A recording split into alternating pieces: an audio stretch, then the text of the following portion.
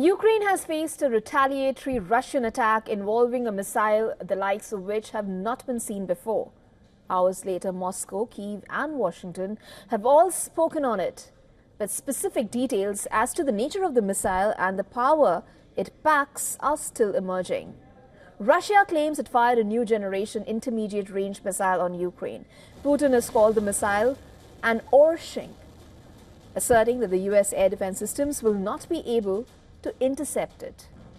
The U.S. military says the Russian missile's design is based on the longer-range RS-26 Rubezh intercontinental ballistic missile. According to the Pentagon, the new missile is experimental and was deployed on the battlefield for the first time. I can confirm that Russia did launch an experimental intermediate-range ballistic missile.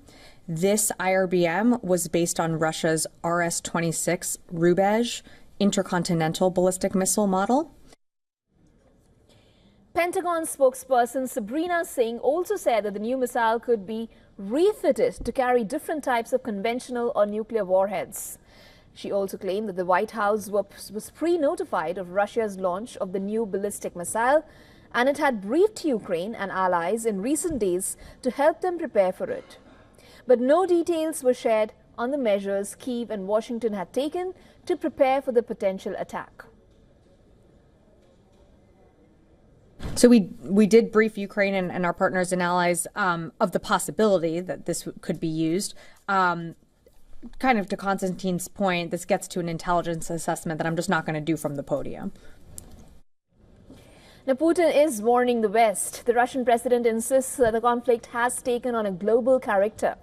But the U.S. officials are confident that while the missile has a long enough range to reach Europe, from where it was fired in southwestern Russia, it cannot reach the U.S. They believe the missile fired on Dnipro was an experimental nuclear-capable IRBM with a theoretical range of less than 5,500 kilometers. Remember, Ukraine's Air Force initially called the missile an ICBM. You know, it's an initial assessment that they probably did. An IRBM and an ICBM, you know, they can have similar flight paths, they can have high trajectories, they can carry large payloads, but the main difference lies in the range and the strategic purpose. And so I think, you know, probably an initial assessment was done. Since an IRBM has a shorter range and not the same strategic purpose as an ICBM, Washington's comments indicate that it is reading a less threatening signal from Russia. Now, NATO officials say that Russia's deployment of a hypersonic missile will not affect the course of the war or NATO's backing for Kyiv. Ukraine has already been supplied with long-range weapons as well as landmines. The West is pulling all stops to ready itself for the escalation that Russia has pledged in the coming days.